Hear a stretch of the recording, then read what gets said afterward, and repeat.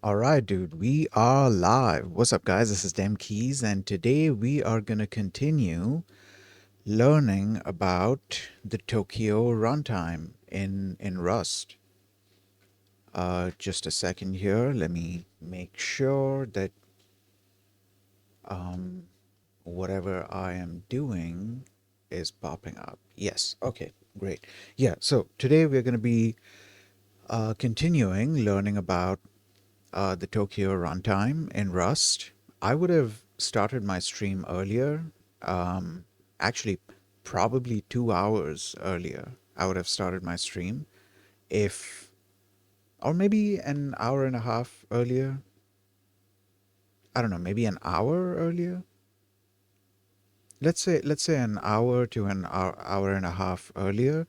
I would have started the stream earlier if I didn't run into sudden issues with Gemini. I don't know. I have no idea what happened all of a sudden between yesterday and today. In fact, between um, I I don't know, within the last 12 hours, I don't know what happened that caused it to suddenly stop working. But basically, when I tried opening a new shell, a new terminal instance, and um, I typed in Gemini, all of a sudden it's saying that command not found, whereas previously it would just start up Gemini.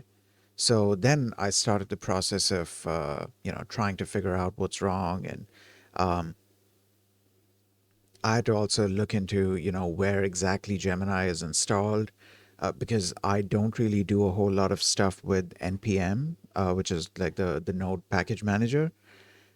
But there are a couple of tools that I have installed through npm, and so I don't really know too much about it. So that's why I had to try and do some research. After doing some research, I decided to just ask Gemini on another machine, where fortunately Gemini is still working.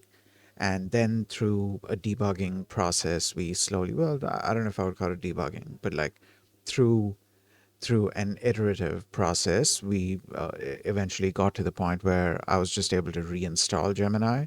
My main concern, I would have had no problem with just completely uninstalling and reinstalling Gemini. But the problem was I had a couple of Gemini instances open.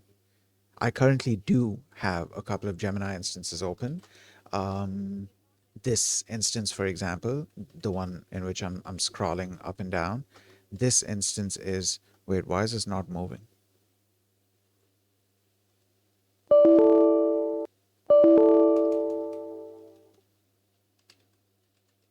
That's odd. Oh, wait, the thing disconnected. Give me a second. I forgot that I'd restarted my connection. Well, not restarted my connection, but like disconnected and reconnected my. Just a second. Yeah, disconnected and reconnected my what do you call it? My USB to Ethernet adapter. I disconnected and reconnected it, and so the SSH session got disconnected, and that's why the whole tmux thing was not accessible anymore. It should be accessible now, and let me just do this. Yeah, there it is. So what was I saying? Yeah, this is one example of um, a Gemini instance that's currently running. And fortunately, there is some level of separation between the stuff that's on the disk and the stuff that's currently running and in memory. That is why I was able to uninstall. I didn't. Okay, here's the thing, right?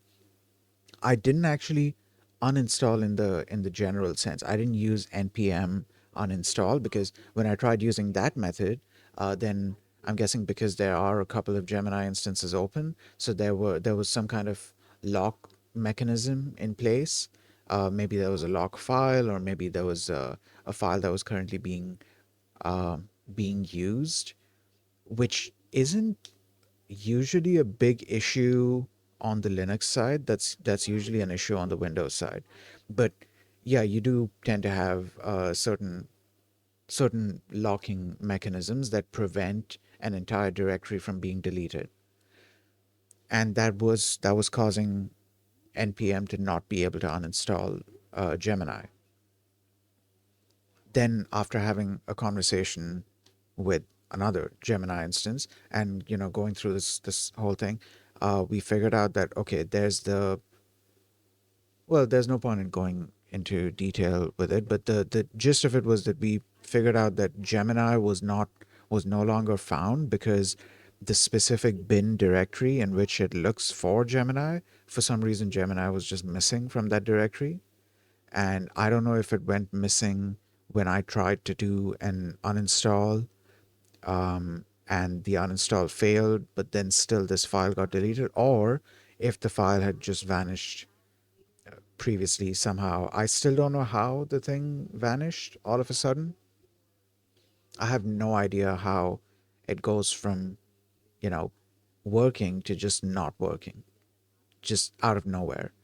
My best guess is maybe there was some update on their end which caused this,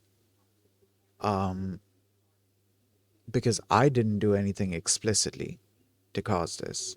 So I have no idea what's wrong. Or another guess,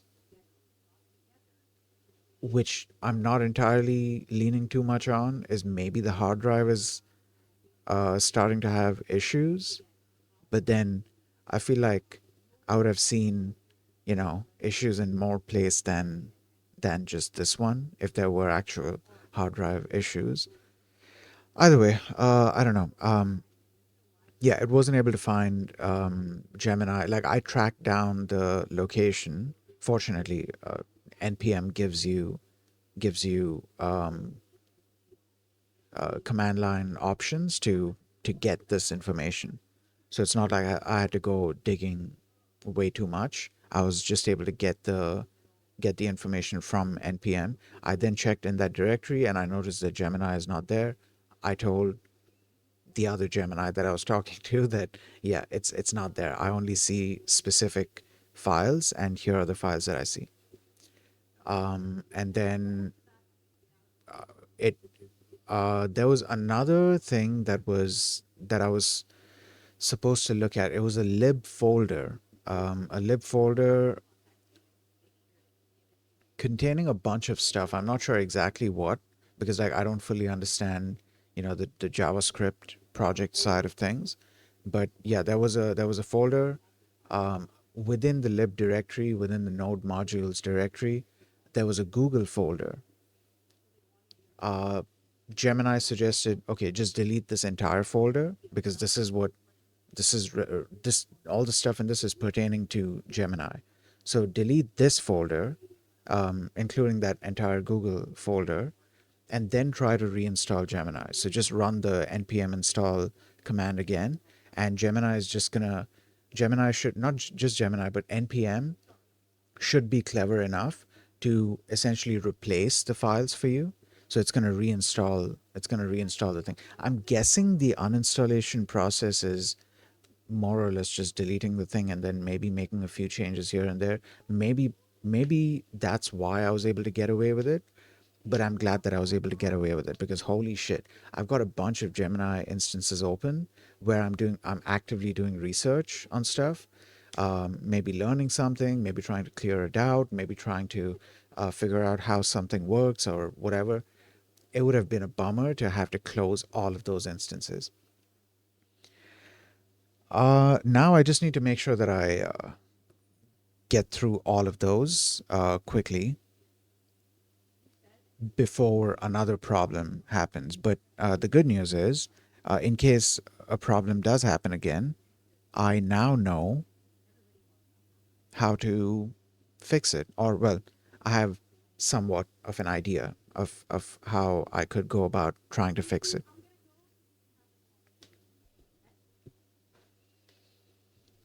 Just a second. Let me make sure my mic is close enough. Okay. Right. So, another thing that I've been doing off stream, I actually started this earlier yesterday, today, before falling asleep and then waking up today. But yeah, I I started relearning Lua, and this time I actually learned Lua. Learned Lua. That felt so weird to say. Yeah, this time I actually learned Lua properly. Um, Although I would still very much consider myself a beginner in it, but this time I'm actually learning Lua properly. I set up a prompt in Gemini. I said, "You are a tutor. You're going to teach me." Actually, I can read the thing out. I have the conversation open somewhere here. Give me a second. Yeah, this is it. I said, "You are a tutor. Your job is to teach me three things. One, Lua coding, two, how to configure NeoVim, and three, how to install plugins on NeoVim." Now, let me explain before I continue reading this prompt. So, in NeoVim, any configuration that you need to do, any plugins that you need to install, any key maps you need to change, a lot of it is very heavily dependent on Lua. Config files that you might need to change, usually they're going to be in Lua unless they are in Vim script. Any plugins that you need to install and set up, they will also be in Lua. And any let's say you're using a plugin manager that's going to pull the plugin file, the the block of code that you would need in order to tell the plugin manager that, hey, this is where you get the plugin from and this is how you initialize the plugin. These should be the default options, the initial settings that you should all of that is going to be in Lua. So it's very heavily dependent on Lua. A lot of plugins in I think the majority of the plugins in NeoVim are written in Lua. So Lua is it's a big thing in NeoVim. So I wanted to first learn Lua. I don't really have to learn Lua, but like I wanted to learn Lua. Just understanding the code structure is enough for you to be able to, do configurations within NeoVim. But I felt like learning the language would benefit me in other ways. At the very least, I'll have a much better idea of what I'm doing when it comes to doing configuration in NeoVim, because I've had plenty of situations where I had to install a plugin and I went to the the repo for that plugin and they were like, okay, if you're using so and so plugin manager, fortunately Lazy is part of them because I use LazyVim, and Lazy is LazyVim's plugin manager. So fortunately, Lazy is popular enough that many of the plugins do actually provide a separate section for Lazy, and they say if you're using Lazy, then this is the code that you have to use. But that's the thing; they'll provide you with the code. That's about it. The assumption is that you know how to install plugins using this method, and my thing is that I don't know how to install plugins using that method. I don't know how to do configuration using that method. I should have been learning this stuff at the beginning when I'd gotten into NeoVim initially. I should have learned it at that time, but then I had my own way of learning. Um, and this specific thing is what would have driven me away from NeoVim. So I'm kind of glad. Just a second, I noticed the matrix rain is not the matrix rain was frozen. But yeah, okay, this very thing is what would have probably driven me away from trying out NeoVim and giving NeoVim a chance if I had, tried to get into it at the time. So yeah, I didn't get into it at the time, but I'm getting into it now. So yeah, I set up the prompt. I told Gemini that, okay, your job is to teach me three things: Lua coding, how to configure NeoVim, and how to install plugins on NeoVim. I use NeoVim with the LazyVim distribution. I already have the Lua interpreter installed as well. Because configuring NeoVim involves a lot of Lua, I would first like to learn Lua itself, then learn how to configure NeoVim. Prepare a syllabus for me, print the syllabus out so I can see it, then serialize the syllabus to JSON and write it to so and so file. For each chapter, I would like an exercise so I can practice what I'm being taught. Aside from writing the syllabus to a file, I don't want you to take any other write operations or write actions. If something needs doing, tell me and I'll do it so I can learn. So that's the entire prompt. And then Gemini generated this entire syllabus for me, which honestly it was pretty short. Like I'm glad that it was pretty short. I'm almost done with it. I'm almost done with the learning Lua part. Like to give you an idea, the learning Lua part, it was 6 chapters, right? It started with an introduction to Lua. Then we went into variables and data types, then control flow, which is like conditions and loops and stuff, then functions, and then now we are currently in tables. And this is a very interesting concept in Lua. Like Lua has it's got like a very concise, a very compact way of doing things, and it's using a bunch of it's using it's using one thing as multiple other things. So like a table, for example, can be used as a dictionary, it can be used as an array, it can also be used as an object that you can attach a method to. Like that blows my mind. There's still a little more that I have to do in the table chapter. And then finally, chapter 6 it covers modules and the require keyword, which, or well, okay, require function, not keyword, which is great. It's great that the require part is being covered because specifically in NeoVim, when you open up your, I believe, init.lua file, you'll find a require line there. At least for me, I'm using LazyVim. I don't know how other distributions do stuff, but like for me in LazyVim, there is a require thing, and it says require config/lua, config/lazy, meaning you have to go to the config directory, and in the config directory there'll be a lazy.lua file. In that sorry, in that file there's a bunch of setup code, a bunch of like settings and stuff. But yeah, that's what I've been busy with. I'm hoping once I'm done with this learning thing, this specific learning session where I'm learning Lua, then learning how to configure Lua, and also learning how to install plugins in Lua. Sorry, did I say configure Lua? No.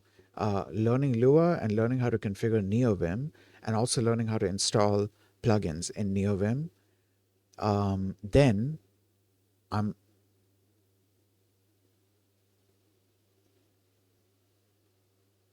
yeah. Then I'm hoping to export this entire conversation as a markdown file, so I can then like post it on GitHub, because I feel like this is gonna. I actually want to do this with a couple of other things that I'm learning. There's another conversation that I'm having with Gemini, where Gemini is teaching me about the dot graph language. Dot DOT is a graph description language, I believe it's called.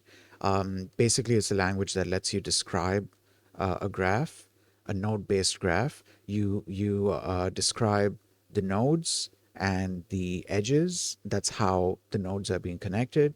And I think there's a concept of like sub graphs as well. I haven't gotten to that part yet. There's also a bunch of customizations that you can do. I'm guessing to change the look of nodes and change like the colors and stuff like that. And then once you have this dot file can be, because this is a language, right? This language can then be parsed by some other tool that knows how to parse this language, and then that tool can generate a graph image based on whatever is described here. One very famous tool for that is GraphViz. GraphViz has a dot tool that does this generation for you. There's a bunch of other tools as well in a bunch of other languages that are supporting dot. So I've been in situations where I wanted to generate a graph, not generate a graph. Generate was not the first thing that would come to my mind because it never occurred to me that I would be able to do it like programmatically. Um, what was I saying? Yeah, usually my mind would go towards, oh, okay, let me open up some kind of tool in which I can create like a flow chart. I can create a bunch of like shapes and then draw arrows and add text to them and all of that stuff.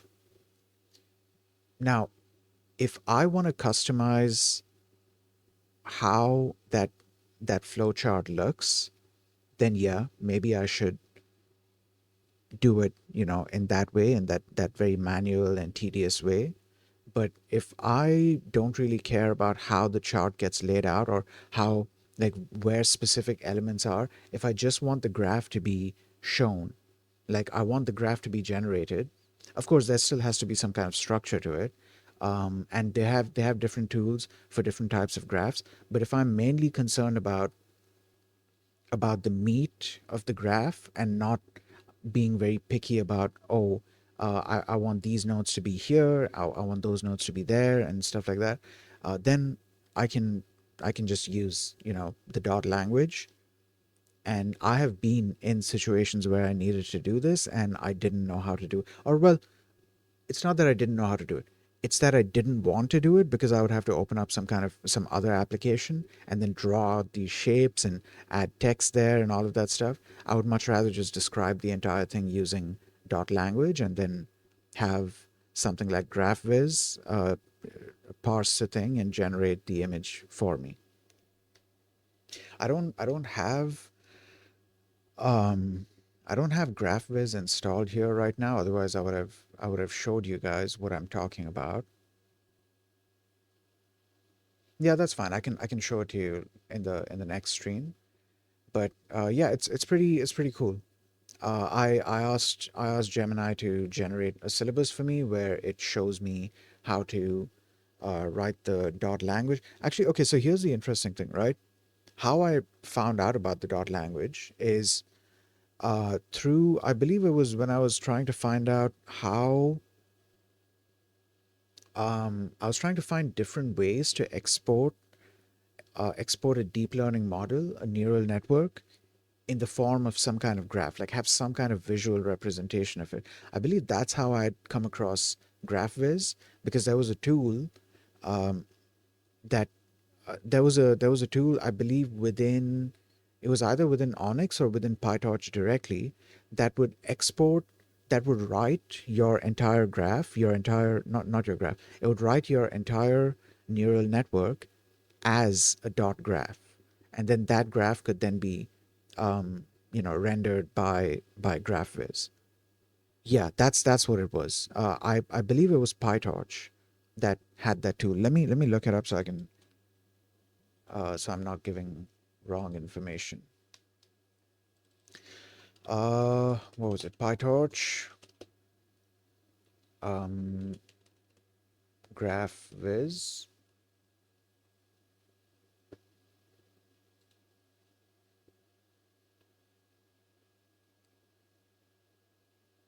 Um, yeah, give this a second because my connection is also a tiny bit slow.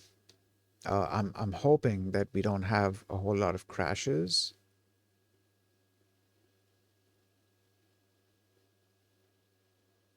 Yeah, okay. I don't remember if this was specific to the Onyx runtime or if this was, or rather, I don't know if this was specific to the Onyx format or if it was specific to PyTorch.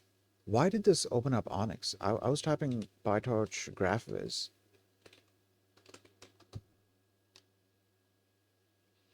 PyTorch Viz, okay.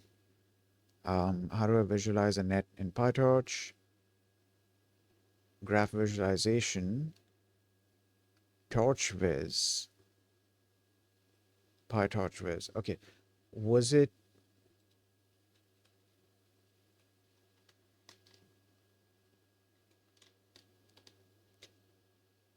No, dude. There was something specifically like within.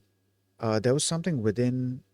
PyTorch itself. It was like it was already integrated within PyTorch. Okay, you know what? Maybe it was Torch. Maybe it was TorchWiz. I could be mistaken. Um, yeah, I could be mistaken. Maybe it was TorchWiz. Let me just do one last search. Onyx GraphViz.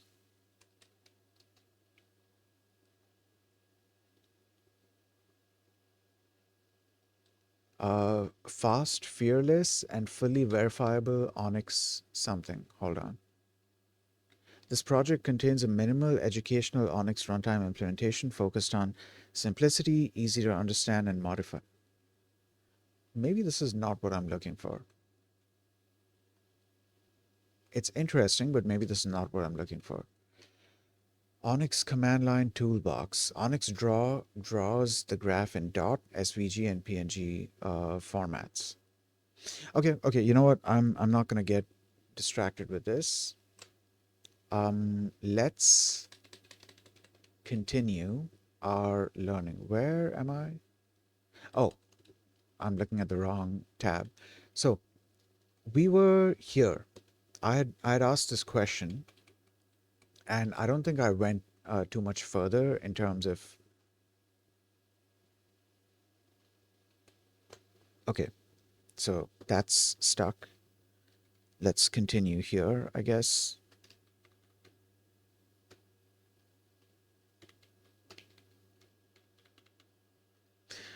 Oh, I can't continue here. Wrong thing. I need to be looking at this in order to do it. Yeah. Okay. Right. This is a conversation that we were having yesterday before I had to end the stream because it was already pretty late.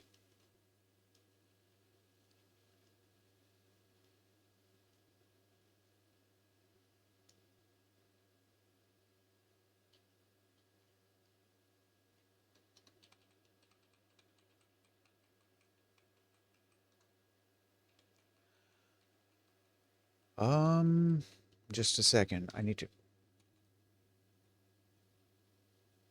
Right. Okay. So my prompt was this.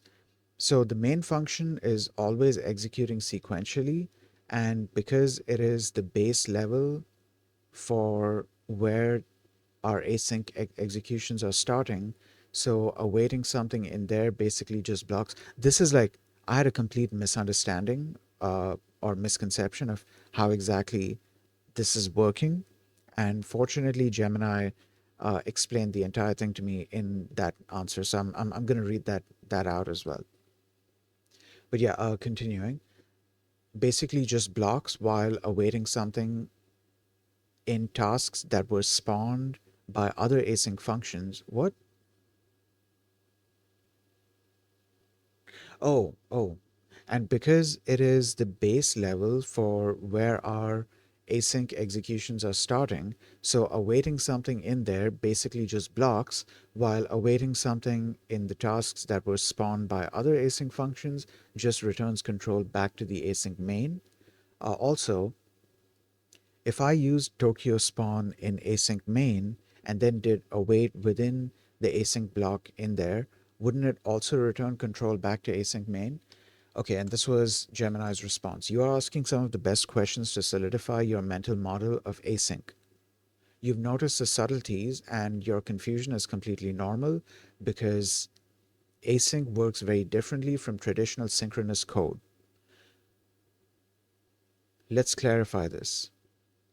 The most important shift in thinking is this. Stop thinking of async main as a special base level. Okay, so that was definitely my first misconception. From the moment the program starts, the Tokyo scheduler is the real boss. Async main is just the first task you hand to it. So the main function is always executing sequentially. Yes, the code inside any single async function, including main, runs runs sequentially from top to bottom. But whenever that function hits an await, it gives the scheduler a chance to run other tasks. So while the task itself is sequential, Its execution is interleaved with all other tasks. Okay, awaiting something in there in main basically just blocks. This is the feels like blocking phenomenon we discussed. When main awaits something, it pauses the main task. If the scheduler has no other tasks to run, the whole program appears to wait. Crucially, it's not blocking in a technical sense, it's yielding control. If you had other tasks that if you had other tasks, they would run. This brings us to your next point, which is the most important one to correct. Awaiting something in tasks that were spawned.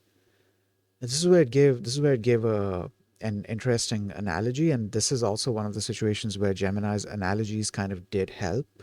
Whereas usually I'm just like, dude, okay, stop giving me the analogies and give me the information directly, because I would understand the information much better if you just gave me the information directly instead of giving analogies. But in this one instance, yeah, it did kind of, the analogy did help a little bit. Um, what was my question? My question was awaiting something in tasks that were spawned by other async functions just returns control back to async main. The answer is no. This is the key insight. Await never returns control to a specific calling function like main. Await always returns control to the scheduler.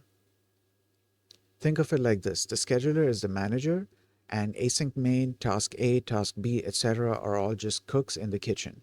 Async main is the first cook who shows up for work. If main spawns task A, it's like the first cook tells the manager, "Hey, I've hired a new cook, task A. Add them to your list of available workers." Now, if task A awaits something, it doesn't report back to main. It tells the manager, the scheduler, "I'm paused." The manager then looks at its list of all available workers, available cooks, such as main, task B, etc., and picks whichever one is ready to work. It might be main or it might be another task. If I use Tokio spawn in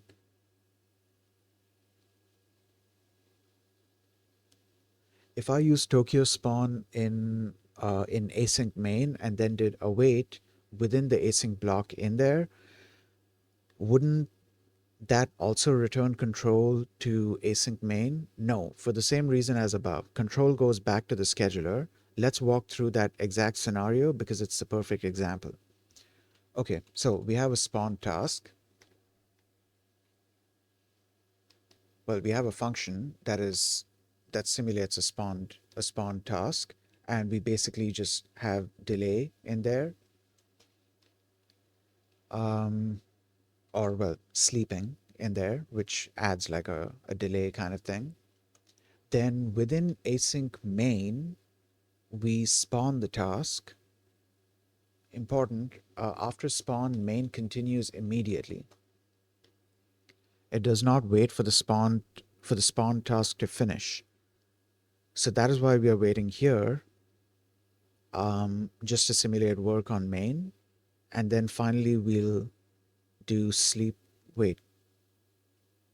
Oh, okay. So main is then a separate worker. Another task that has been spawned within main is also a separate worker.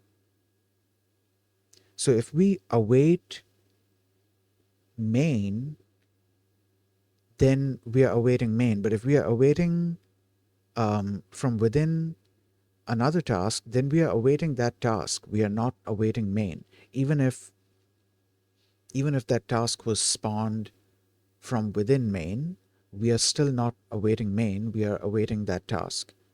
So then the the control is going to go back to the scheduler, and then the scheduler is going to try and continue whatever other work it was doing. So in this case, because we spawned the task, we are not awaiting the task, we are spawning the task, and it's further from that point, it's going to be up to the scheduler and that task how things are run. So main is not concerned with that task anymore. All it did was spawn the task. Okay, and then we do some work in main. So we introduce delay for that. And then we introduce some more delay to allow that other task to finish, because if we allow main to exit, then the program is just going to close without that task finishing. Right.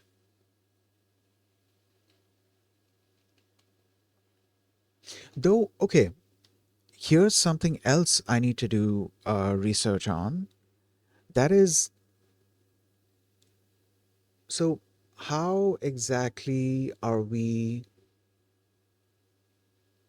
keeping track of all the different tasks that are supposed to be running? How are we keeping track of whether they have finished or not before exiting main?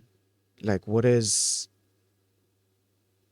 the right approach there? Because one approach is the join handles thing, where I believe it's spawn that returns a join handle, and then you can await that join handle, and that's basically gonna, in the case of main, I believe it pauses because it's awaiting those results, right? I need to no hold on. I need to do research on this, because if main is the last point, because main is the entry point and also the exit point, right? So I need to figure out what happens with join handle dot await. Like, how exactly is that being handled? Or rather, join handle dot await in main. Uh, okay. All right, so expected output and the flow of control. The output will be interleaved, something like this. Main, I'm starting. Main, I'm about to spawn a task. It will start running in the background. Then main, I have returned from spawn. I will now do my other work and await. At this point, main calls spawn. The scheduler now knows about the spawn task. Wait, what just happened? Something just moved. Okay, whatever. Wait, just a second. Actually, give me a second. Let me take a let me hydrate.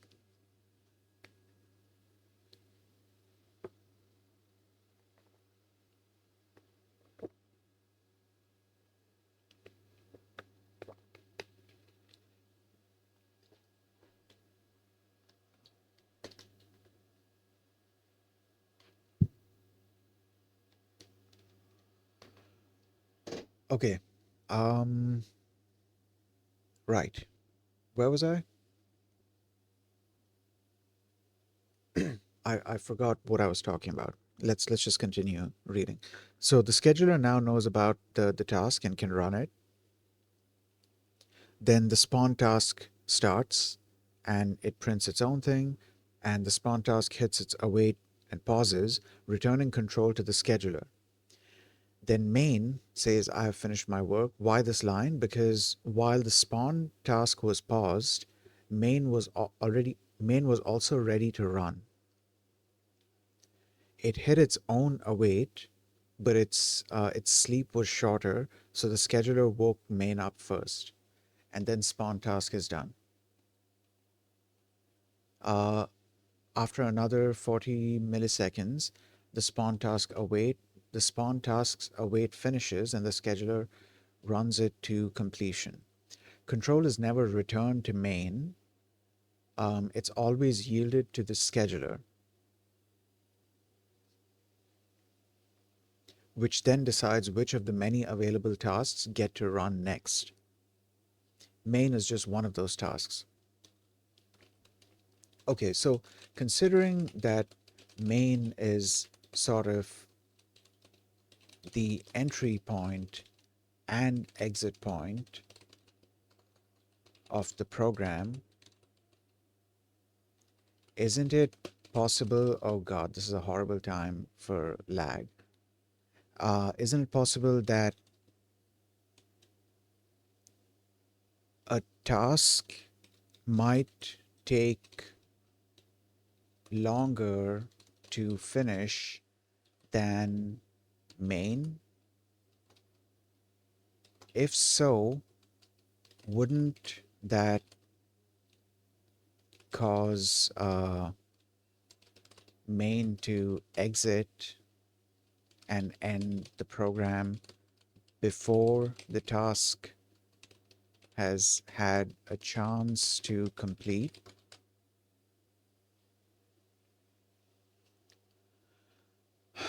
Let this lag finish, dude.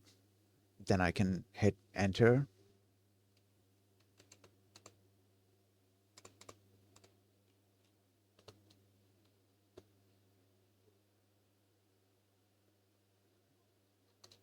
Yeah, okay.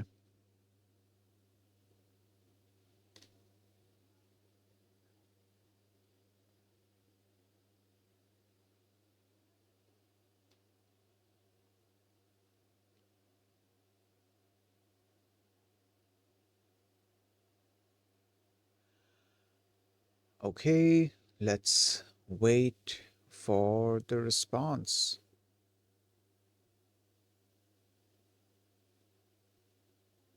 Have you tried turning it on and off again? The loading screen, not me. Okay, that's funny. By the way, I have some ideas for simple stuff that I want to work on with Nano whenever I do get into it, because I feel like working on small, like tiny games, even if it's like already established games, like I can try to remake Tic Tac Toe.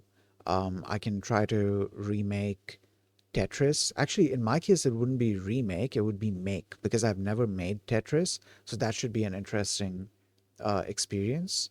But yeah, I could try making Tetris. That should be an interesting experience. It'll probably teach me a lot about Nano itself, but also the the coding side of Tetris, like the implementation side of Tetris.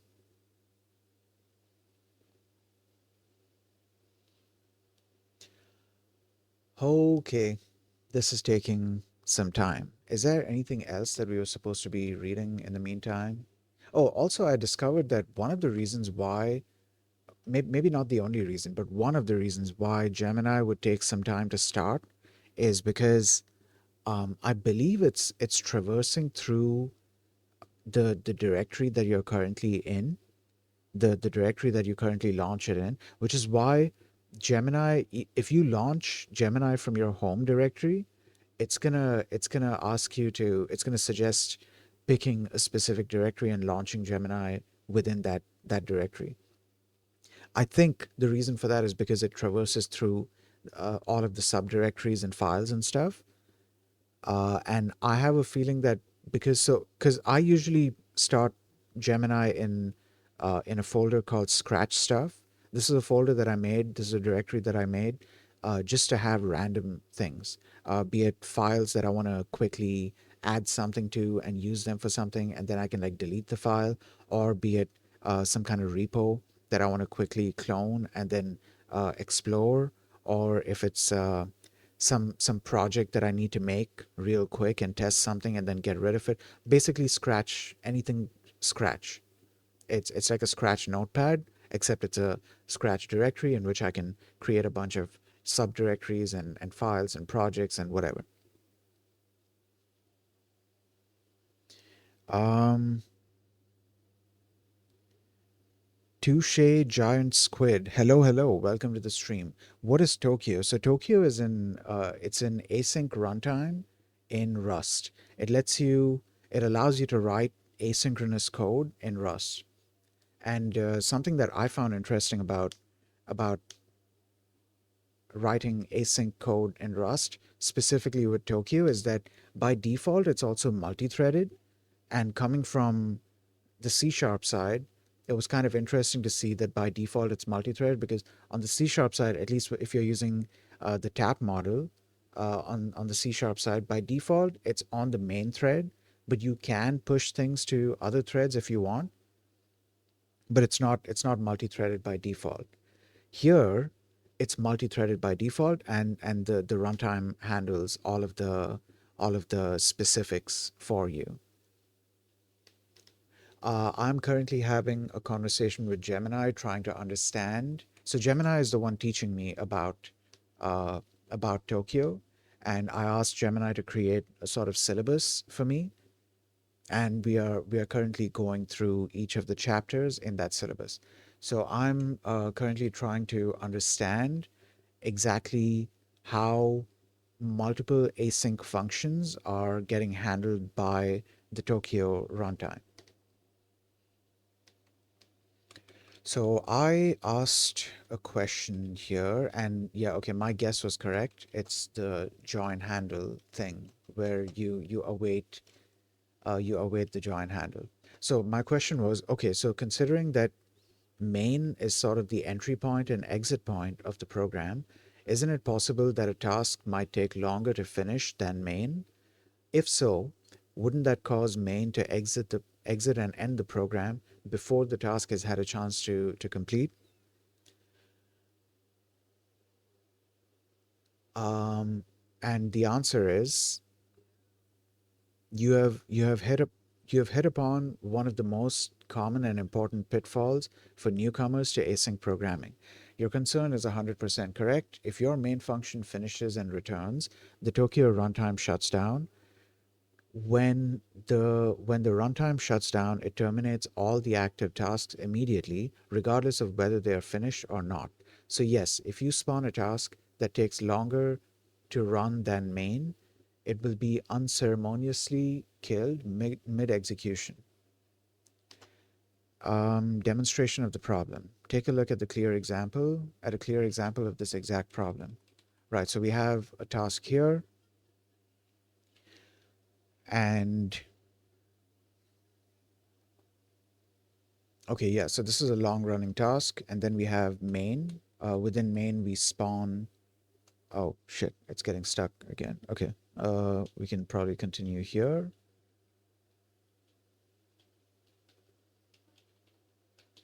Yeah, okay, we can just continue here. Within main, we spawn the task and then we wait for 1 second. Now, the long running task is waiting for 2 seconds while main is waiting for 1 second. It's going to finish and then it's going to exit. So, looking at the long running task, I'm guessing we never get to this point where it says I finished my work in the spawn task. Yeah. Notice that I finished my work is never printed. The task was terminated when main returned. The solution, the join handle.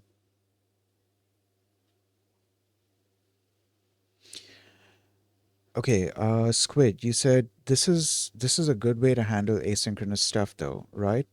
You won't be able to kill everything when you kill main. No, you want to be able to kill everything when you kill main. Yeah, that's actually a good way to handle it. My main concern is like, okay, how are we tracking these other things? I also kind of wanted Gemini to tell me that, yeah, this is how it works. This is just to clarify, just to clear up my doubt that hey, is this really how it works? And yeah, it turns out this is exactly how it works. And one of the solutions for that, so obviously because main is gonna exit, because main is your entry point and exit point, and if main exits, then any ongoing tasks are also going to terminate. So you kind of want to wait for those tasks to finish. And how do you actually know when those tasks finish, or how do you tell main to wait for those tasks to finish? The solution for that is this join handle thing. I We looked into join handles previously through other examples. I also want to see if there are other solutions, or is it just join handle? Like, is there anything more? Are there any more options? Give me a second here. Let me Okay, yeah, no, it's mainly join handle. So let's just read. Um, let's just read what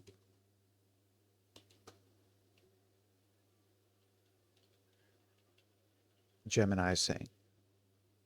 Okay, the solution. Just a second. I have to. Okay, the solution, the join handle. This is precisely why Tokio Spawn returns a join handle. A join handle is a special object that represents the spawn task. It's a handle to that unit of work. It's a handle, okay? It's a handle to that unit of work. Its most important feature is that the join handle itself is a future. This means that you can await it. When you await a join handle, you are telling your current task, pause here and do not continue until the spawn task represented by this handle has completed. This is how you join the spawn task back to your main flow, ensuring it finishes before the program exits. So that'll most probably be at the end.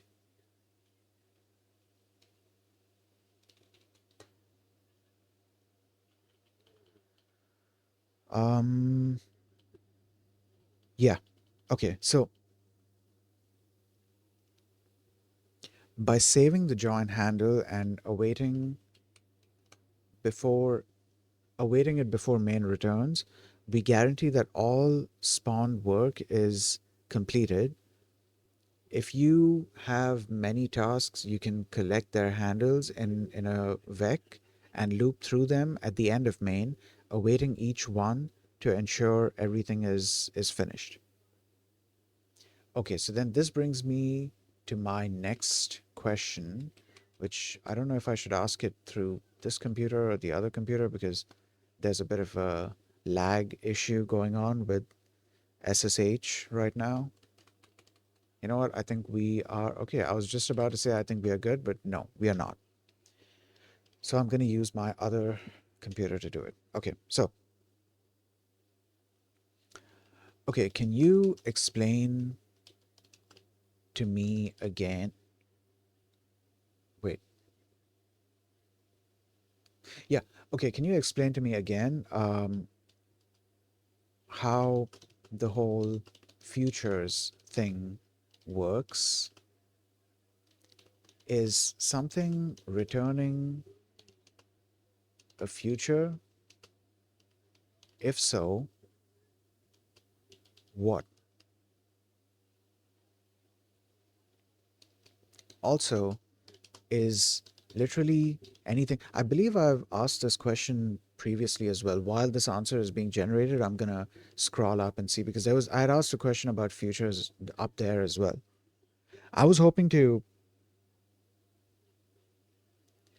got a bounce. Good luck. Thank you very much for stopping by, Squid. Um, have a nice day. Yeah. Where was I? Yeah, yeah. So we have had a conversation regarding futures. I don't remember if my doubt was cleared there. I was hoping to export. Actually, I still might export this entire conversation to post it on GitHub once I'm done completely learning about Tokyo. I don't know how long this entire conversation is going to be. I don't know if Gemini is going to be able to export this entire conversation or not. I think I should export the conversation in like installments in increments because I think when it comes to exporting the conversation, I don't think it's going to be exporting the conversation. Um, oh, you know what? I should ask this question in another Gemini instance that I have. But wait, also, is literally anything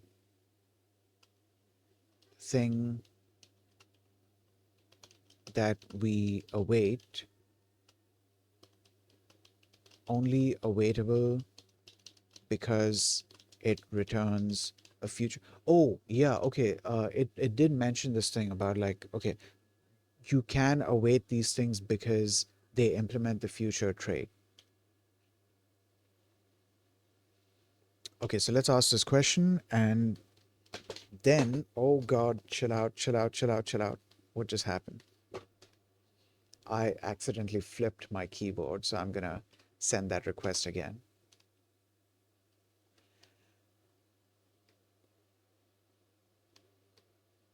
Yeah. Um, a whole bunch of keys just got pressed. That's crazy. Fortunately, it happened on another machine. So the only thing you guys saw here is the escape key getting pressed and then, yeah. Okay. So I'm going to go into another Gemini instance.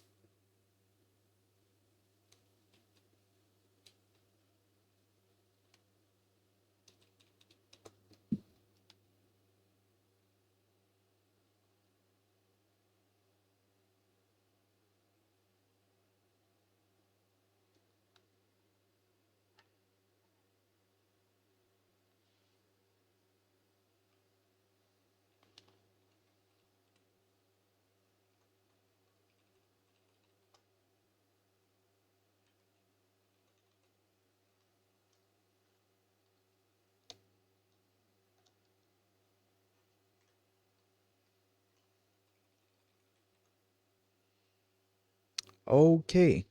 We have a bit of a problem here because, okay, so the keyboard is working. Oh, okay. We are fine now. I have no idea what happened there. Right. Let's continue because I need to. Actually, I could launch the other. No, I shouldn't launch it there because it's going to be through SSH. What was even the question that I was going to ask? At this point, I forgot the question that I was going to ask.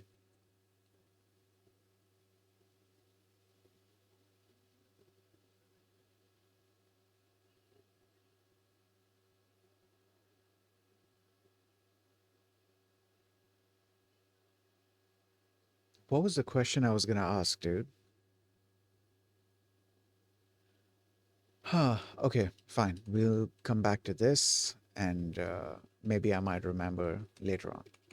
Okay, so scroll. Of course, let's strip back to the fundamentals. It's a concept that is worth revisiting until it clicks perfectly. Oh, yeah, the question that I was going to ask, I just remembered. Maybe I could open up a new Gemini instance here and ask it here.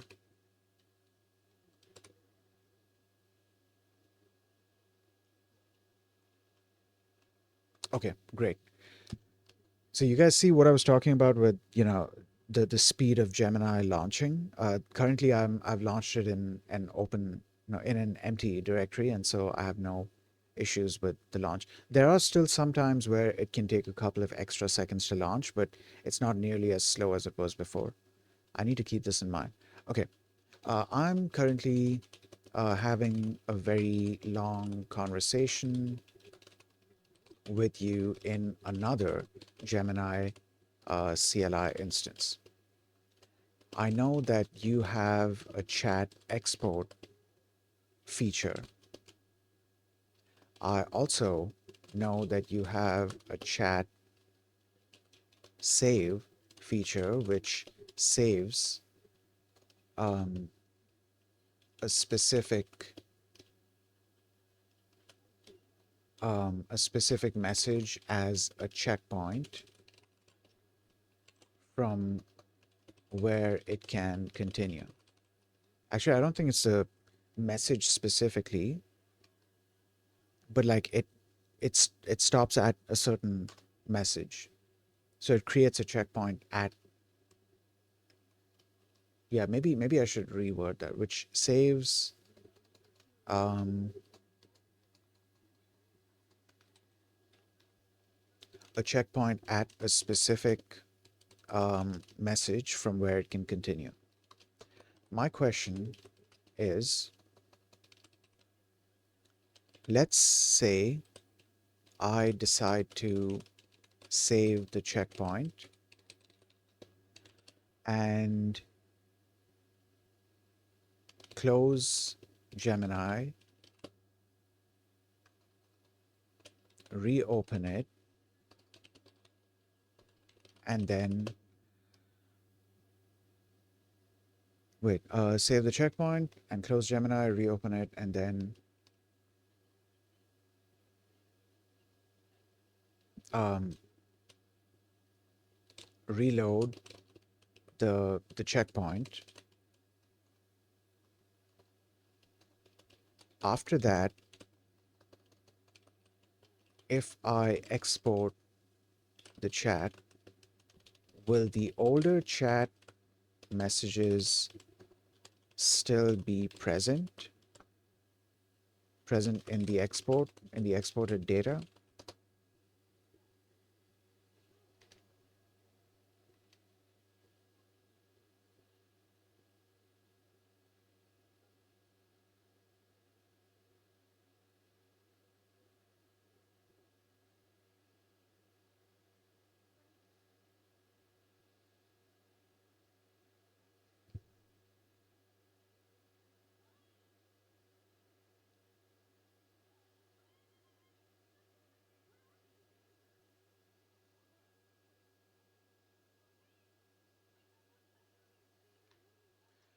Okay, while this is being done, I guess we can read this. No, I think we'll get the response quick.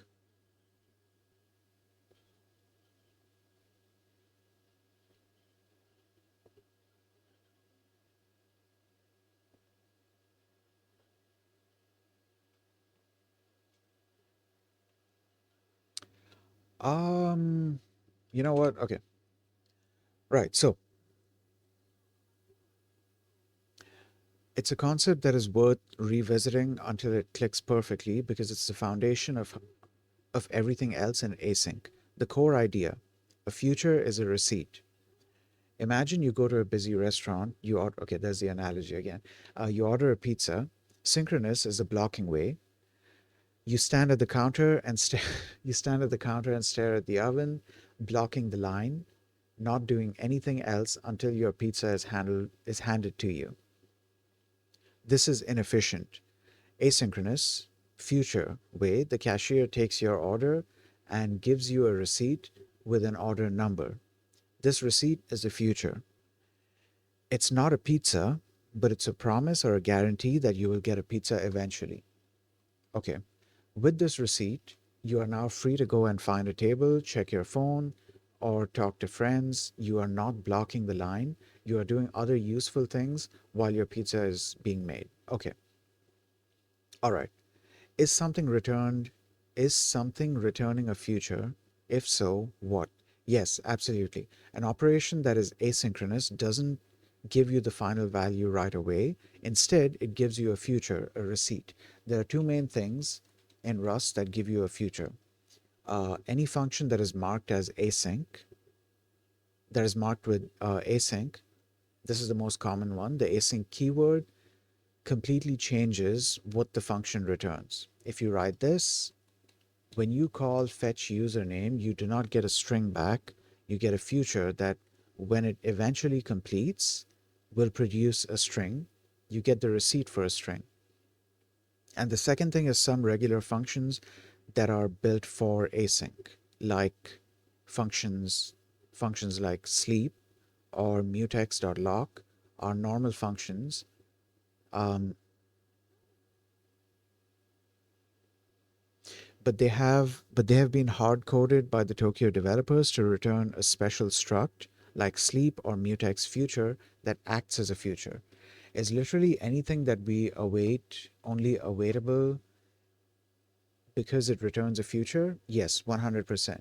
This is the golden rule. The await keyword has only one job: to take a future and get the final value out of it. Take a future and get the final value out of it. Okay, so now I'm trying to visualize this, okay? Going back to that example. Actually, we could write the example out here.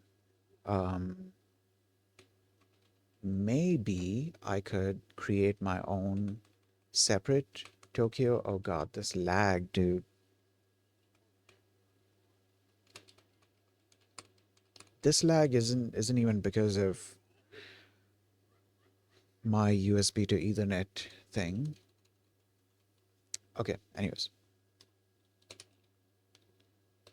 Right, so we'll do that, and then down here we'll start. So this is supposed to be Tokyo main, and then we do async function. Oh, main. Right. So in here, actually, no, first we go out of here. Um, Async function, some, some task O1. This is not supposed to return something. However, in here, we can just add something. So we can say sleep. I hope it is the correct sleep. I'm not sure which one this is from. Puts the current thread to sleep for at least the specified amount of time. Okay. And then here we can do duration from seconds, 1 second. Dot, oh wait, no, dot, why did it just do that?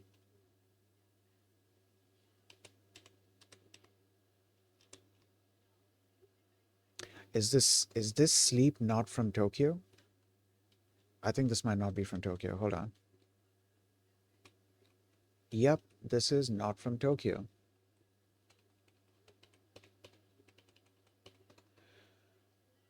Um, what is it? Sync, I think? Not sync. It's time. Time, sleep.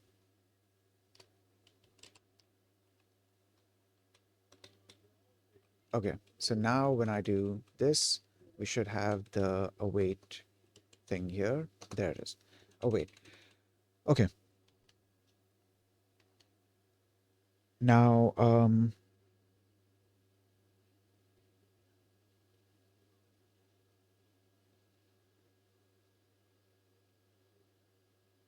yeah, okay.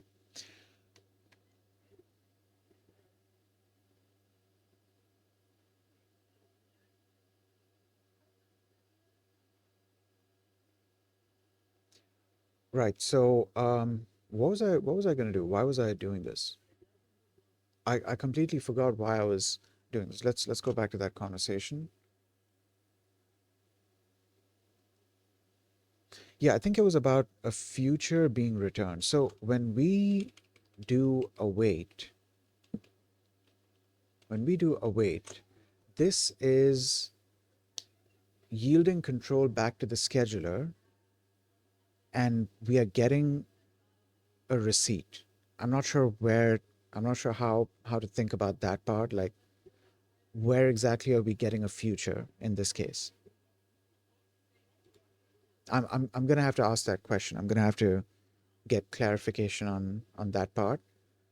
Um,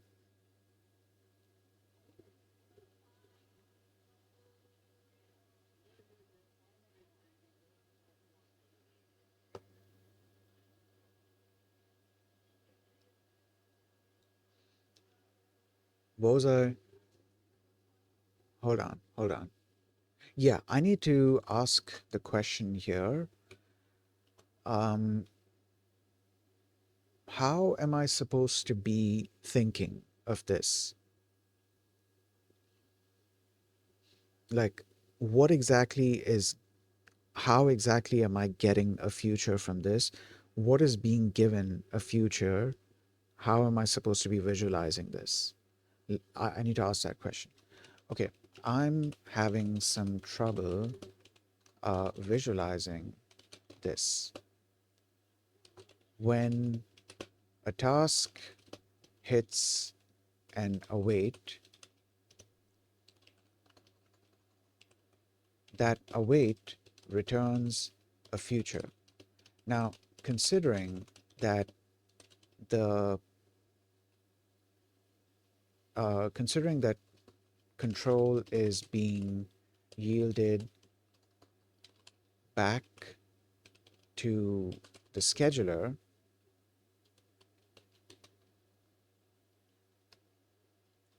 who exactly is getting this future?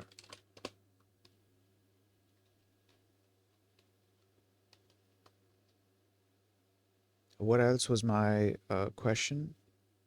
Oh, and what is being done with this future while the task completes? These might seem like silly questions, but this is like, this helps me visualize it. And when I'm able to visualize it, then I can understand it. Okay, I need to be able to visualize this. So I need to understand the working parts here. Okay, so continuing. Okay, the await keyword has only one job: to take a future and get the final value of it. The await keyword takes a future and gets the final value. See, there's another confusion. Okay, you can only use await on something that is a future.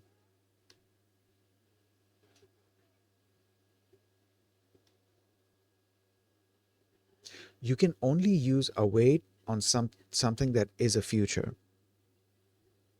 Okay, the future is supposed to return a value, right? But it's not able to return a value just yet. So you call await to yield control back to the scheduler, and then once the task is complete, then the future returns the value whenever it does. So dot await is the act of redeeming your receipt. Going back to the analogy, you have your receipt, your future.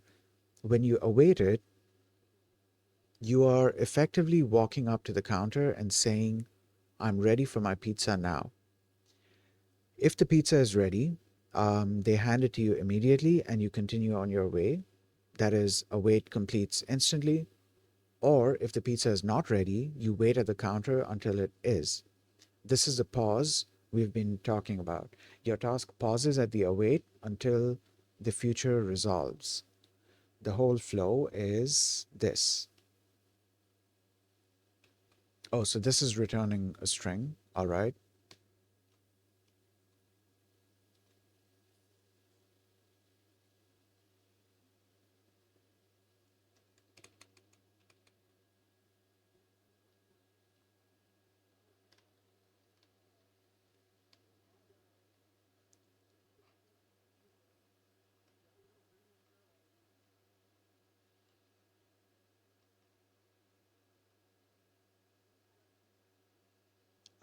Data future. Okay, so because this is an async function, so when we call the async function, it returns a future, a receipt immediately. No database work has actually happened yet. We just have the receipt. All right, so we could have just done get data from db dot await, right? We await the future. This is where main pauses. The runtime now starts executing the code inside so and so.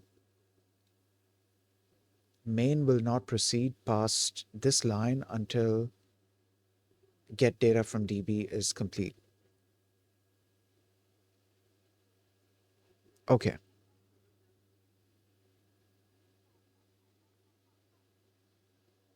okay.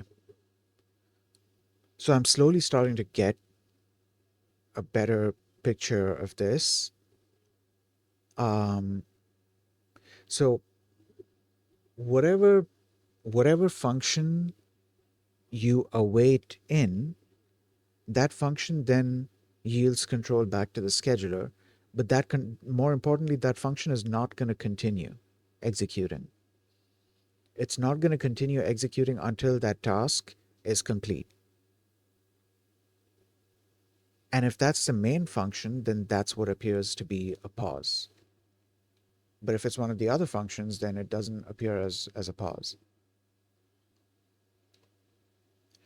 Okay, so then I continued asking my questions. It said, excellent questions. You are asking the real, you are asking for the real mechanics now, beyond the analogies. Let's visualize the machine and its moving parts. Your confusion is common because await looks like it returns something to its caller, but that's not what's happening. First, a crucial clarification. A future is created before await is ever called. The await is what consumes or drives the future. Let's follow a piece of data through the whole system. The birth of a future. Okay, when you call an async function, its code does not run. Instead, the compiler, which has converted your async function into a state machine, creates an object that represents that state machine. This object is the future. Okay, all right. So then looking at this example, get user ID would return a future. All right, so the type of ID future would be a future, wouldn't it? I think so, right? Hold on. Let's test that out. Let A equals some underscore task O1, and then let's see what it returns. It's kind of lagging right now, so let that finish.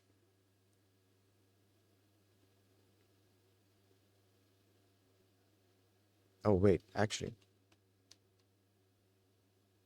yeah. Oh, there it is. Right. So this seems to be returning a future, and the function itself doesn't return anything, so it's a unit type output. But yeah, this does seem to be returning a future. It says it returns impl future, so I'm guessing this means that it returns something that implements a future, that implements the future trait. I'm guessing that's what I'm guessing that's what it means. Okay, at point A, no code inside get user ID has run. Print line has not been called. ID future is a variable that holds the state machine object for get user ID. It's a future output 32. Okay, output U32. Okay. Handling the future, handing the future to the scheduler via await. Now, when you use .await, you are essentially telling the scheduler, please start running this future and pause me until you have the final value.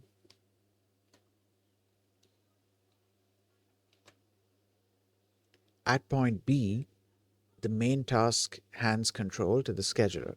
Where was point B again?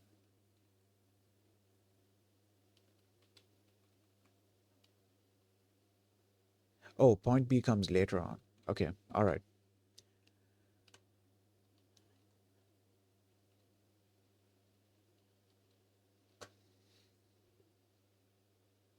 Just a second, there's a bit of a lag issue.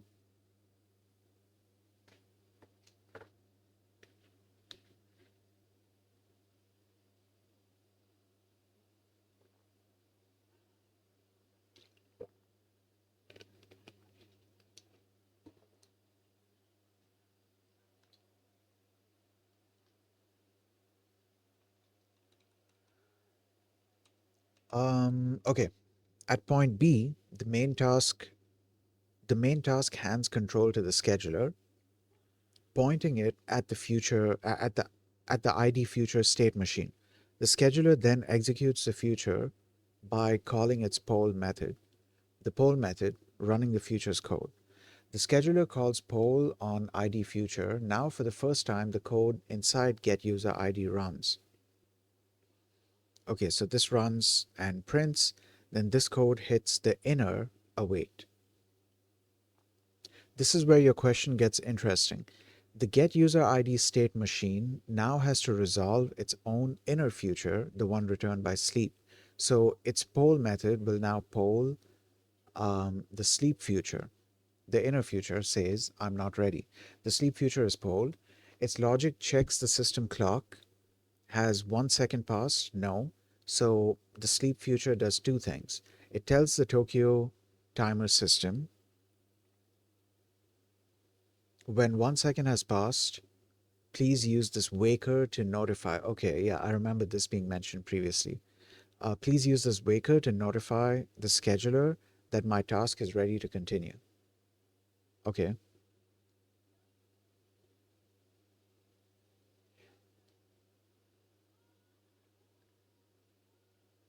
It tells the Tokyo timer system use this waker to notify the scheduler. So the Tokyo timer system is different from the scheduler. But yeah, okay. Use the waker to notify the scheduler that my task is ready to continue.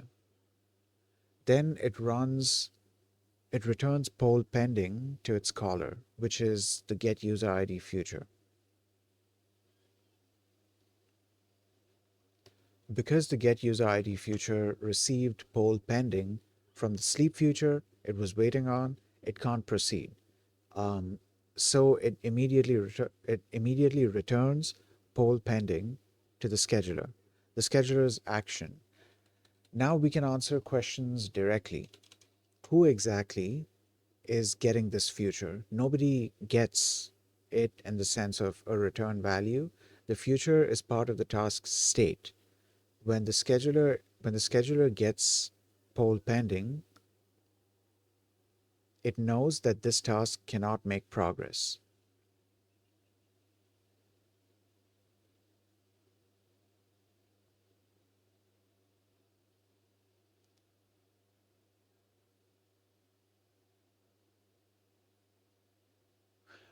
The future is part of the task state. When the scheduler gets poll pending, it knows that this task cannot make progress. It puts the entire task to sleep. It takes the task, which holds its future state, out of the ready to run queue and stores it in the waiting area indexed by the waker. Okay, and what is being done with the future while the task completes? Nothing. While the task is asleep, did it mention that it puts the task to, oh, it puts the entire task to sleep.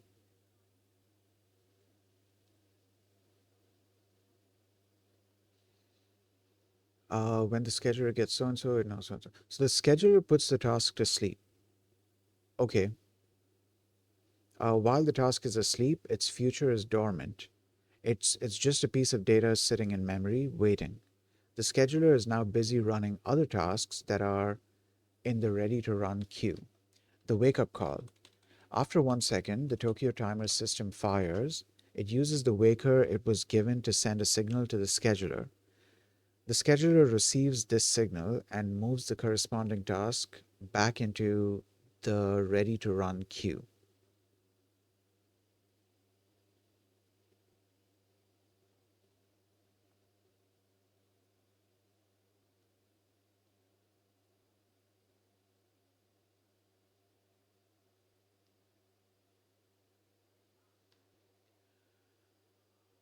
Um, where was I? Yeah. The next time the scheduler looks for work, it will see it will see our get user ID task, pick it up. Oh wait, this is important. The next time, hold on, hold on. The scheduler receives the signal and moves the corresponding task back into the ready to run queue.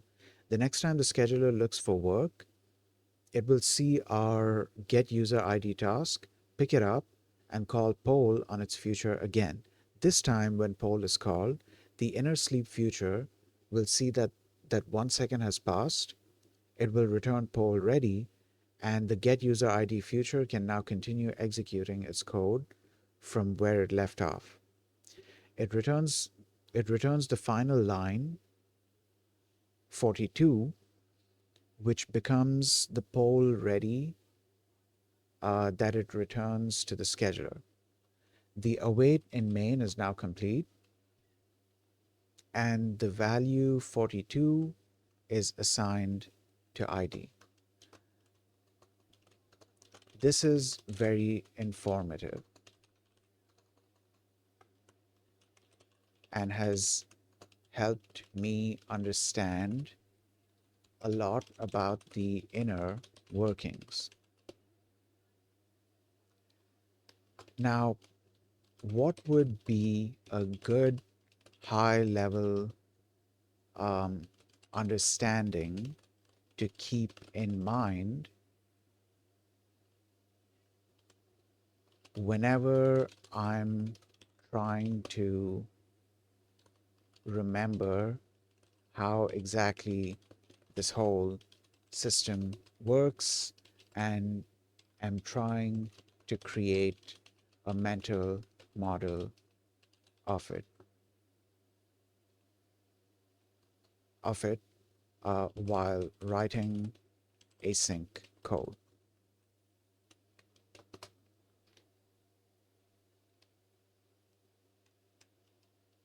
I mean without analogies. I need to specify that.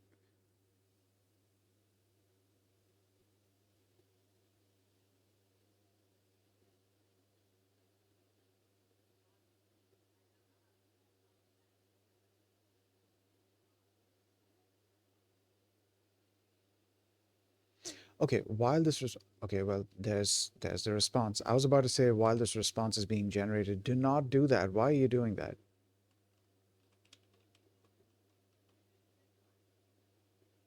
What even was my question here?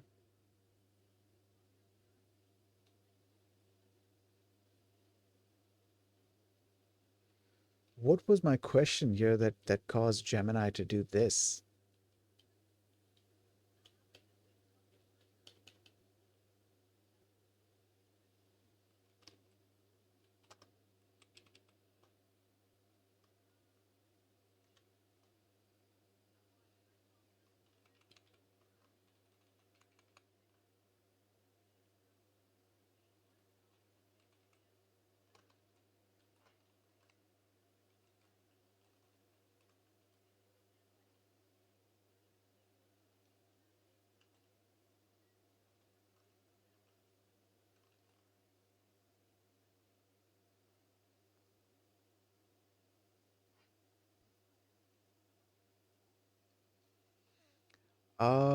Okay, all right.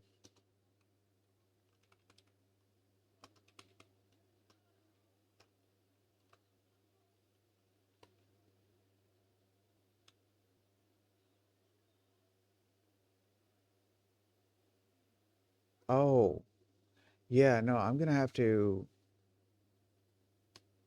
yeah, nope. I don't think Gemini understood what I was talking about here. I'm gonna have to experiment with that myself later on. So for now, we can just quit this and yeah. Um,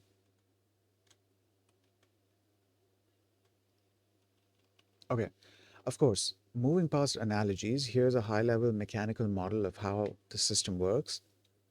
Keeping these four principles in mind, you will have a solid framework for writing and understanding async code in Rust. A high-level mental model of for async Rust. Principle one: async functions create futures; they don't execute code. This is the most critical starting point. When you call a function marked async, you're not running its code, you're instantly getting back a future. When you call a function marked async, you're not running its code, you're instantly getting back a future. Okay. A future is a self-contained inert state machine. Think of it think of it as a blueprint or a recipe for a computation. It holds all the state necessary to perform the work, but it does nothing by itself. It just sits in memory. Okay. All right. Forgetting this leads to the most common async bug. which is calling an async function and doing nothing with the future, resulting in the code never running. Right. Then, await is the execution engine for a future. A future is only driven forward when it is awaited. Okay. The await keyword is the point where execution happens. When you await a future, you are handing control of the concurrent. Why am I words? Hold on, dude.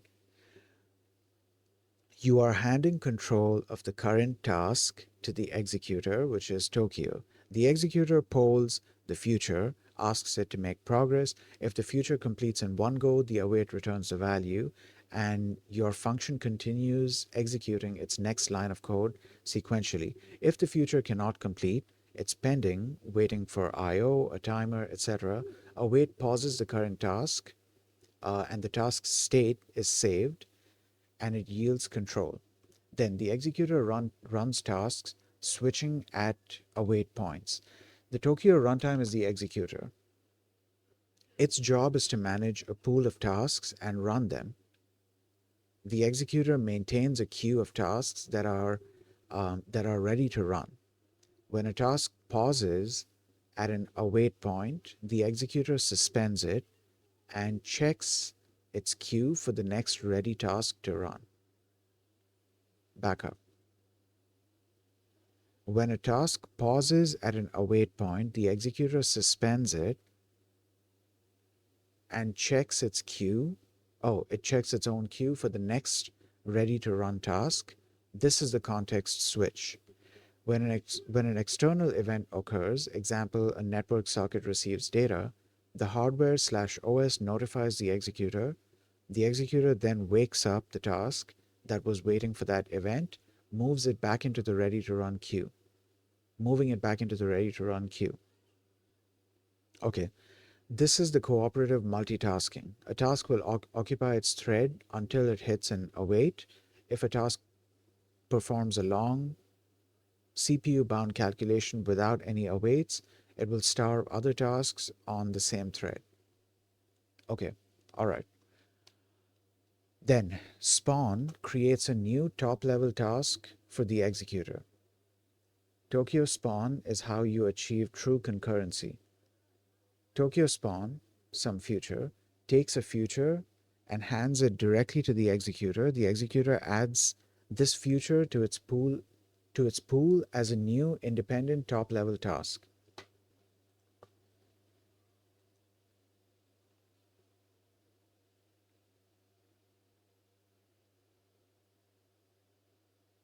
Wait, where was I? Yeah, new independent top level task. The code that called spawn continues executing immediately and concurrently with the newly spawned task. The executor is now free to switch between your original task and the new one at any await point. Putting it all together, you write an async function, you call it to get a future object, you either await it directly for sequential execution or spawn it for concurrent execution. Then the executor takes over, running the future until it hits an await on an operation that isn't ready. At that point, the executor that task and pauses that task and runs a different one.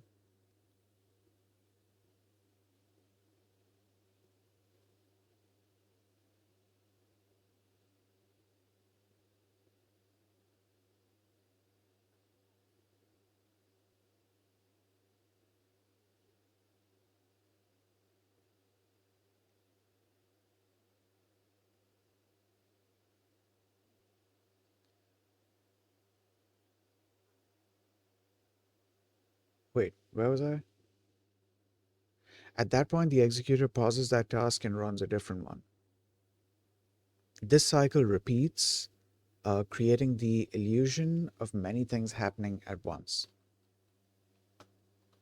Okay, and how do the multiple threads that the Tokio runtime supports fit into this model?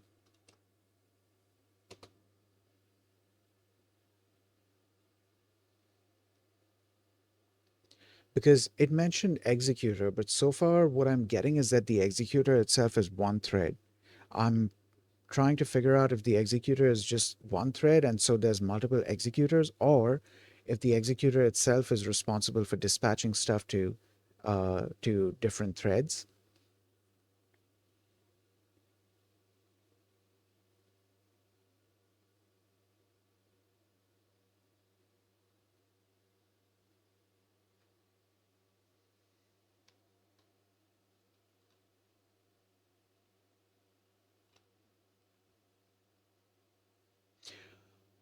Okay, there's a good bit of information here. Holy shit, there's a lot of information here for me to read and go through. Oh, wait, no, back up. No, I scrolled up way too much. I think it's a smaller amount of information.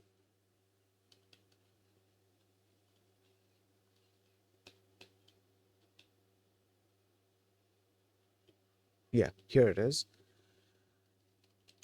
Okay, excellent question. This is where the executor part of our mental model gets scaled up into a powerful parallel engine. Here's how the multi-threaded runtime, which Tokio uses by default, fits into the model we've built. The foundation, a pool of worker threads. When the Tokio runtime starts, it creates a pool of standard OS threads called worker threads. By default, it creates one worker thread for each available CPU core on your machine. Think of these threads as the actual physical workers. A CPU can only execute one thread's instructions at a time. Having a pool of threads allows your program to take advantage of multiple CPU cores to do work in parallel. The scheduler's primary goal is to keep all these worker threads, as busy as possible with useful work. The scheduler, a work stealing team manager.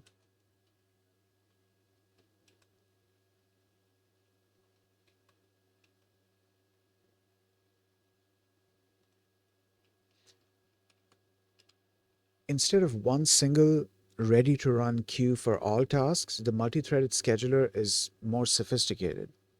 Global and local queues. There is a single shared global queue where new tasks from outside the runtime are placed. However, each worker thread also has its own private local queue of ready tasks.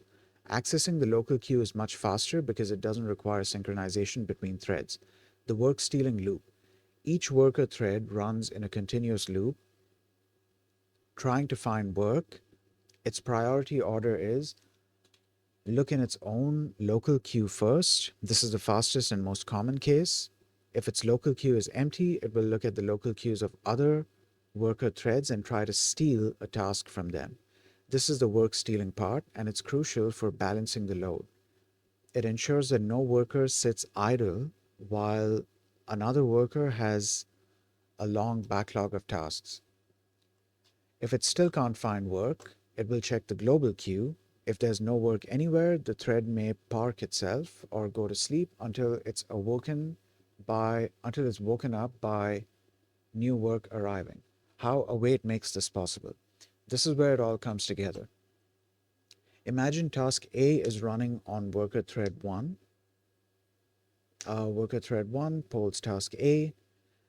Task A's code runs until it hits await on a network call that isn't ready yet. Task A returns poll pending. It is suspended. Worker thread 1 is now immediately free. It does not wait. Worker thread 1 instantly goes back to its work loop and checks its local queue to find task B. Worker thread 1 now starts polling task B. While this is happening, imagine task C is running on worker thread 2. A few moments later, the network packet arrives For task A, um, the OS notifies Tokyo and the scheduler wakes up task A, placing it back into the ready queue. Let's say worker thread 2 has just finished task C and its local queue is empty. It looks for work to steal. Oh, so this is where the continuation can happen on a different thread. It looks for work to steal and finds task A. Worker thread 2 now steals task A and starts polling it. Um, Task A now continues its execution from where it left off, but on a different thread. Key consequences of this model. Tasks are not tied to threads. A single task can be partially executed on one thread, paused, and then resumed on a completely different thread. Its execution is migrated between threads by the scheduler. This is why futures must be send. The send trait is a marker that indicates a type is safe to be moved from one thread to another. Since a task's entire state, its future can be moved between worker threads, Tokio requires your futures are sent. Since a task's entire state can be moved between threads. Oh, okay, because the entire future can be moved between threads, so the entire future should be sent. The compiler will enforce this for you. Maximum CPU utilization. Await doesn't just enable concurrency, many things at once. It enables parallelism, many things at once on multiple cores. By freeing up the worker thread, await allows that thread's CPU core to immediately switch to another ready task. Wait, back up. By freeing up the worker thread, await allows that thread's CPU core to immediately switch to another ready task. Okay, ensuring the CPUs are not left idle during I/O waits. In summary, your updated mental model should be um, the Tokio executor manages a pool of worker threads. The scheduler's job is to distribute the ready tasks amongst these threads. The await keyword is the critical mechanism that pauses a task, allowing the worker thread that was running it to immediately drop it and pick up a new ready task. This combination of a thread pool and cooperative await-based task switching is what makes Tokio so powerful and efficient. Okay, okay, I think I'm ready to go back to learning. Could you print out chapter 3 again so I can continue reading through it?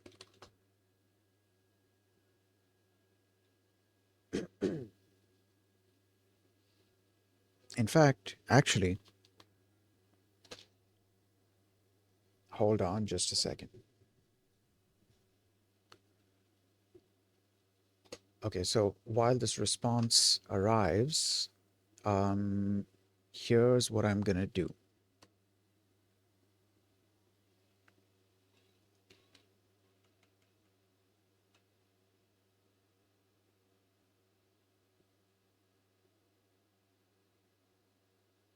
Holy shit, that's crazy. Okay, I found somebody else in who is in this category right now, and they are also doing coding. In fact, they're doing Rust.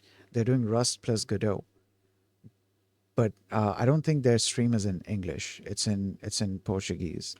So I don't think we can go there. Um,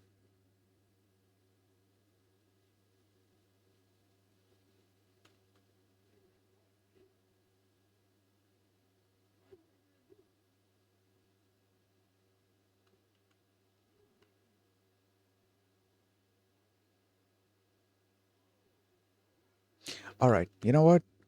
I found somebody here. Um, Hopefully, okay. No, I guess I didn't find somebody here because their chat is follower only. That's a bummer.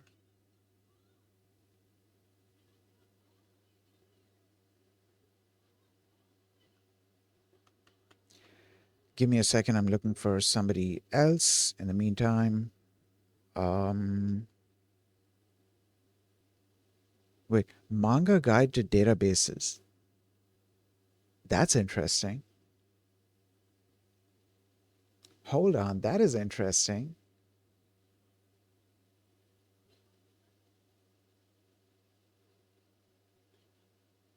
Though I feel like I don't know if their stream is necessarily English. Though the comic that they're reading is in English.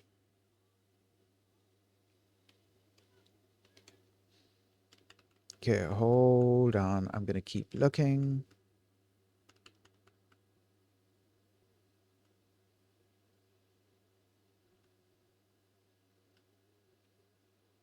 Wild Inventor. This is interesting.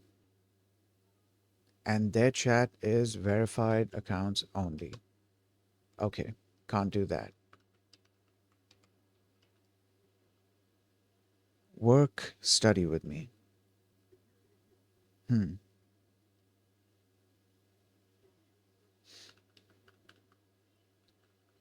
Um,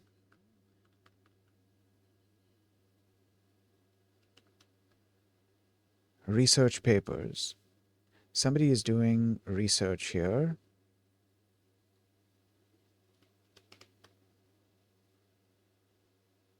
Okay, right.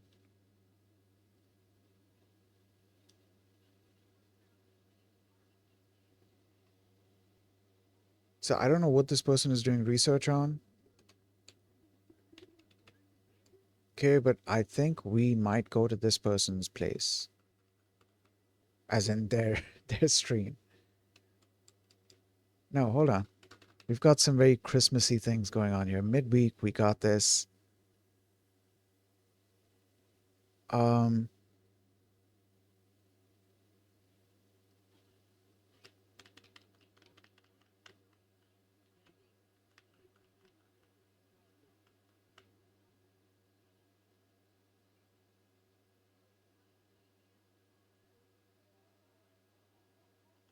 Hold on just a second.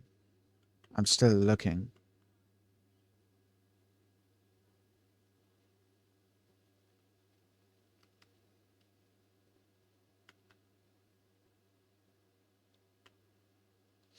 Okay, let's try opening up this person's stream and see. Okay, never mind. Verified accounts only. So we're gonna go to this person's stream. I don't know what this person is doing. They go by X Afro. They're doing research on something. So we're gonna drop in and say hello. So that's gonna be it for today's stream. I hope I'm able to stream again tomorrow. So far we've got a pretty good streak going, and I'm hoping that streak doesn't get ruined. Um, but yeah, we're also making a lot of good progress here. Uh, it sucks that we are kind of putting data science and the AI agents course on hold. But for now, I would definitely like to finish learning about the Tokyo runtime because there is a bunch of Rust async stuff that I need to do, and that requires the Tokyo runtime. So we are still making good progress here, and that's what matters to me. But yeah, that being said, touche, touche, giant squid. Thank you for stopping by and hanging out and chatting. Anyone else who might have been lurking in the chat, thanks for hanging out. Um, I hope you guys have a nice day, and I'll see you all next time. Peace.